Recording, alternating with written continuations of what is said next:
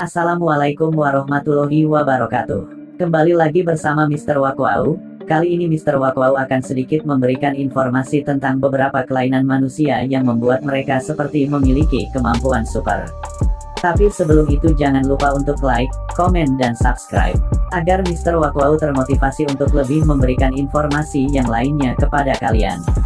Baik, kalau begitu mari kita simak videonya. Pertama, adalah hypertimesia. Hypertimesia berasal dari dua kata dalam bahasa Yunani, yaitu timesis yang artinya mengingat dan hyper yang artinya terlalu banyak. Hypertimesia adalah kondisi yang membuat seseorang mempunyai kemampuan mengingat luar biasa.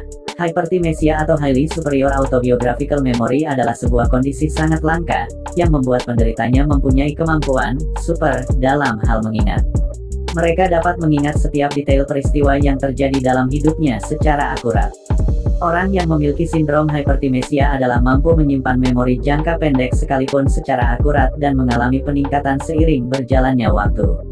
Salah satu penelitian oleh Aurora Laporte dari Pusat Neurobiologi Pembelajaran dan Memori CNLM Universitas California, Irvine, menyebutkan bahwa pengidap sindrom hypertimesia sering dapat mengingat hal-hal yang terjadi sejak mereka masih kecil, setidaknya peristiwa-peristiwa yang mereka alami di usia 10 tahun ke atas.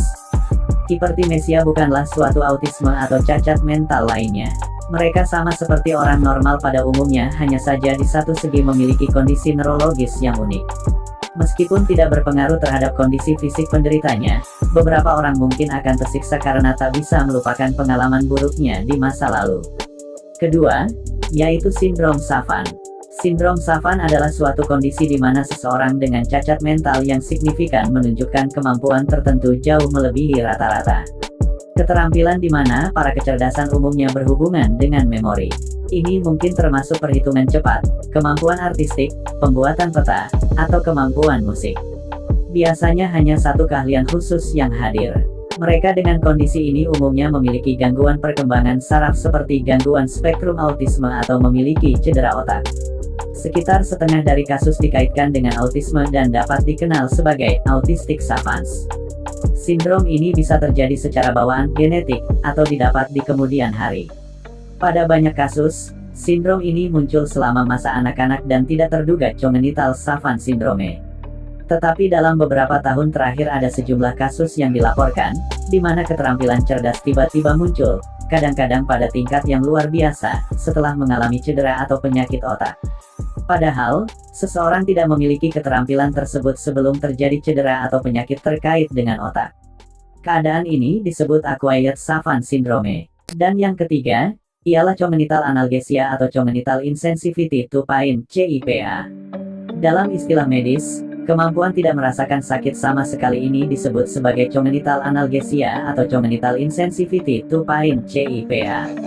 Banyak orang mungkin menilai orang dengan CIPA adalah manusia super, namun di satu sisi orang dengan kondisi ini bisa sangat berbahaya. Ketidaksensitifan kongenital terhadap nyeri atau CIPA ini adalah suatu kondisi yang menghambat kemampuan untuk merasakan nyeri fisik.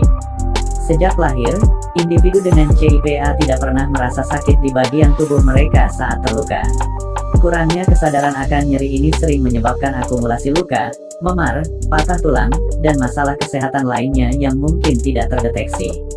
Pada tahun 1932, sebagaimana dikutip JSTOR, seorang dokter menemukan seorang pria berusia 54 tahun yang melaporkan tidak pernah merasakan sakit, meskipun banyak luka mencederainya termasuk pukulan di wajah dengan beliung, peluru yang menembus jari, hidung yang patah, laserasi yang parah, lutut, dan tangan yang terbakar.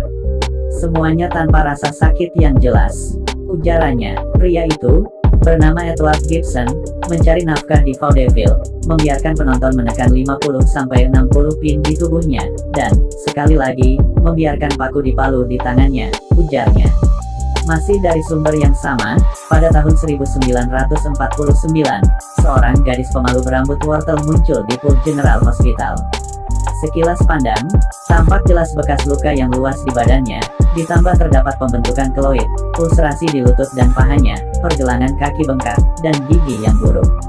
Namun begitu, nyatanya dia merasa sehat-sehat saja. Penyelidikan lebih lanjut menunjukkan, dia tidak pernah mengeluh atau tampak kesakitan. Gadis itu sering jatuh tertelungkup di atas beton dan bangkit tertawa saat bermain dengan anak-anak lain. Segenggam rambut telah ditarik keras, namun ia sama sekali tidak merasakan apa-apa. Dia bahkan tidak pernah mengeluh sakit gigi, sakit kepala, atau sakit perut. Hingga kemudian, gadis itu kembali ke rumah sakit pada tahun 1950, dan menyatakan dia tidak bisa melompati jaring tenis seperti biasa. Dia memiliki patah tulang lama di dekat pinggulnya dan ia tak merasakan kesakitan sama sekali. Hingga saat itu, melompat pun ia tak bisa lagi. Baiklah, sekian dulu informasi untuk kali ini. Semoga bisa menambah wawasan kalian dan terima kasih sudah menikmati video ini. Sampai